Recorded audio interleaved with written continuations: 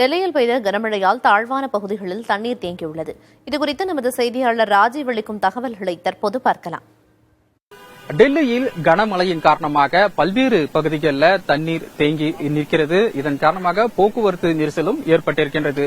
பொதுமக்கள் தங்கள் பணிகளுக்கு செல்லும் சாலைகளில் கடும் சிரமத்தை சந்தித்து வருகின்றார்கள். நாம் நிற்கும் மின்டா ரோடு பகுதியில அந்த தண்ணீர் தேங்கி இருக்கக்கூடிய காட்சிகளை நம்மால் பார்க்க முடிகிறது.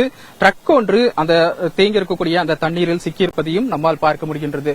இவ்வாறாக டெல்லியினுடைய பல பகுதிகள், குறிப்பாக தாழ்வான பகுதிகளில் தண்ணீர் தேங்கி இருக்கிறது.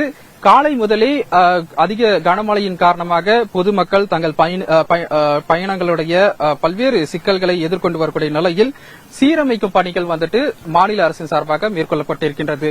குறிப்பாக டெல்லியினுடைய சர்வதேச விமான நிலையமாக இந்திரா காந்தி சர்வதேச விமான நிலையத்தில் முனையம் ஒன்றின் மேற்கூரை இடிந்து விழுந்ததில் ஒருவர் உயிரிழந்திருக்கின்றார். பலர் காயமடைந்திருக்கக்கூடிய நிலையில் அவர்களுக்கு சிகிச்சை அளித்து வரப்படுகிறது. குறிப்பாக இன்று காலை அதிகபட்சமாக சர்தார்ஜங் பகுதியில் 153.7 மில்லிமீட்டர் மழையானது பதிவாகியிருக்கின்றது. அதைத் தொடர்ந்து பாலம் விமான நிலையத்தில் 93 மில்லிமீட்டர் மழை பதிவாகியிருக்கின்றது. இன்றைய பொறுத்தவரை ஆரஞ்சு எச்சரிக்கை விடுக்கப்பட்டிருக்கக்கூடிய நிலையில் ஜூலை 3ஆம் தேதி வரை மஞ்சள் எச்சரிக்கை டெல்லி மாநிலத்திற்கு விடுக்கப்பட்டிருக்கின்றது.